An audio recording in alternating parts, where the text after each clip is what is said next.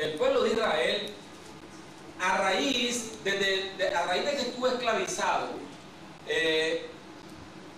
a raíz de que destruyeron el templo en el año 70 de la era del Imperio Romano, el emperador Tito entró a Israel y destruyó el templo de Salomón.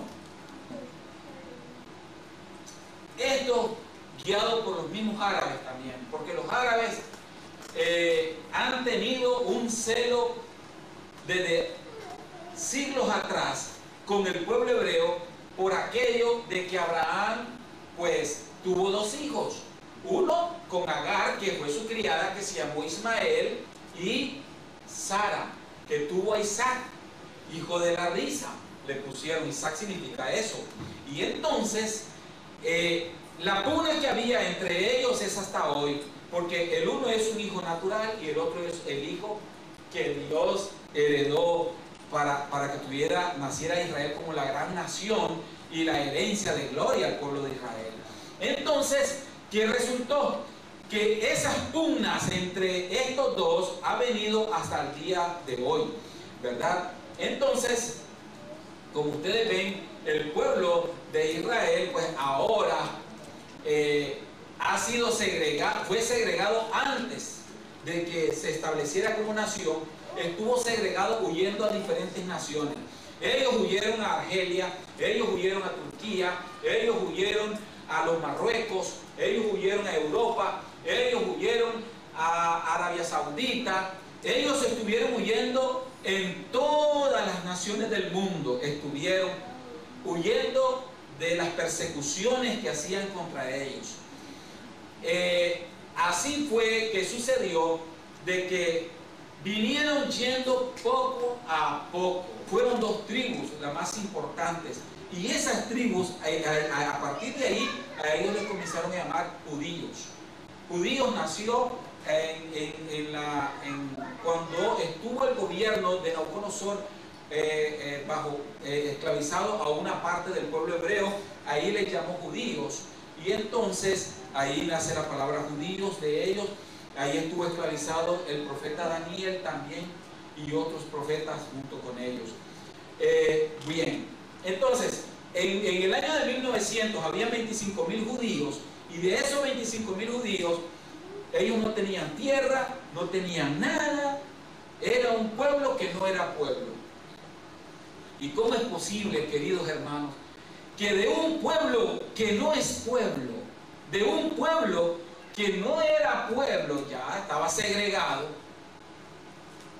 ahora haya una potencia de las más poderosas del mundo? Una de las que ocupan los primeros lugares en el mundo entero en todos los campos de la ciencia, de la tecnología, del campo militar, de la agricultura. ¿Cómo es posible que una nación, que un pueblo que dejó de ser pueblo, una profecía, lo haga elevar hasta lo máximo, hermano, de las cumbres como nación? Como quien dice, en la palabra de Dios se cumple y tiene poder. Amén. Sigamos entonces. Y ahora, sin embargo, para nosotros, la iglesia de Jesucristo, lo más importante son los versículos 26 y 27. Y haré con ellos pacto de paz, pacto perpetuo será con ellos, y los estableceré y los multiplicaré, y pondré mi santuario entre ellos para siempre. Estará en medio de ellos mi tabernáculo, y seré a ellos por Dios, y ellos me serán por pueblo. Acá nosotros tenemos, hermanos, establecimiento de un pacto. La palabra de Dios ha venido estableciéndose en pactos, desde el pacto edénico con Adán y Eva. Ha venido estableciendo pactos y pactos y pactos hasta la muerte de Cristo en la cruz del Calvario. Y nosotros pasamos a ser ahora siervos del nuevo pacto con Jesucristo. ¿Qué hizo el pacto? La sangre de Jesucristo. Nos ha limpiado de todos nuestros pecados y nos ha cambiado para su honra y para su gloria. Fuimos comprados con sangre. Entonces, en Ezequiel, en los versículos siempre 26 y 27, estableció un pacto perpetuo. Un pacto que el anticristo lo restablecerá cuando establezca el pacto de paz con ellos. Y entonces esa paz va a ser una paz momentánea y engañosa. Y entonces, porque él va a romper el pacto después y se va a declarar como lo que es, el hijo de Satanás. Entonces, sigamos leyendo, hermanos. Ezequiel 37, del 26 al 27, ¿ok? Para que lleven las citas anotadas.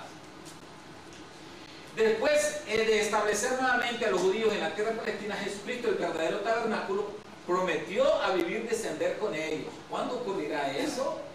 En Oseas 6:2. Abramos nuestras Biblias en Oseas 6:2. ¿Qué nos dice Oseas 6:2? Y Dios dijo, después de 2 días, es decir, pasarían 2000 años y entonces se cumpliría.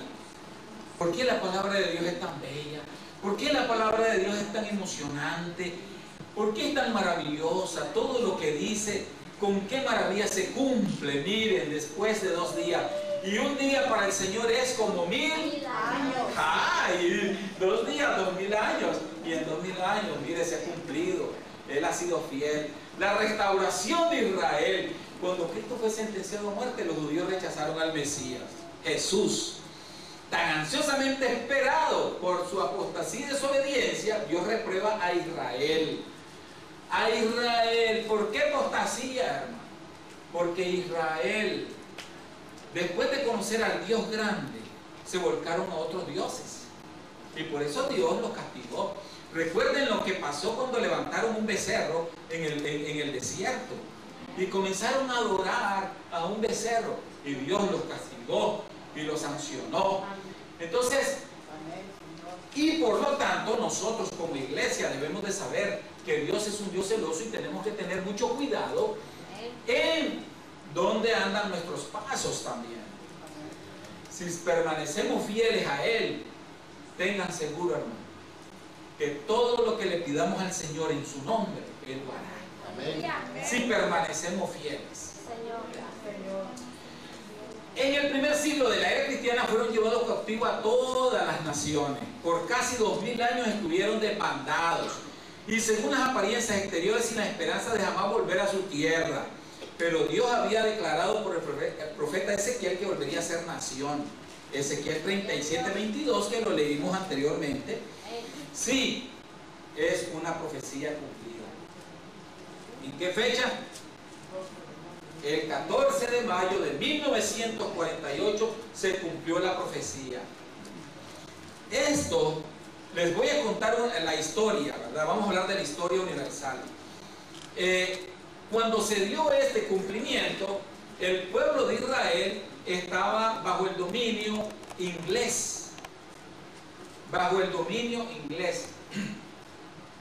Resulta de que en esa época los ingleses habían establecido una alianza muy buena entre árabes e israelíes.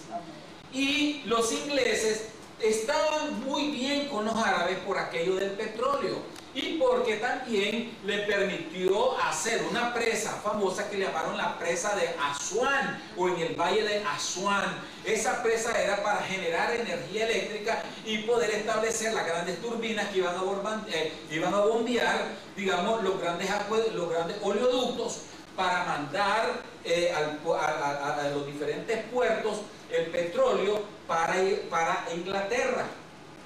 Entonces, los ingleses estaban muy bien con los árabes e incluso hicieron un canal que le llamaron ellos el canal de Suez. Eso es en Egipto. Entonces, las relaciones entre los ingleses y los árabes eran muy buenas en esta época. Estamos hablando de los años 1930 hasta 1948. Había una buena relación. Pero los árabes le pidieron a los ingleses que declarara, que sacara a los judíos de su lugar, de Jerusalén y de todos esos lados, y si no, no les seguían ayudando. Entonces, resulta que los judíos en Europa se volvieron ricos y eran dueños de bancos en Inglaterra. Si bien es cierto, los judíos eran como 25.000 apenas ahí, eran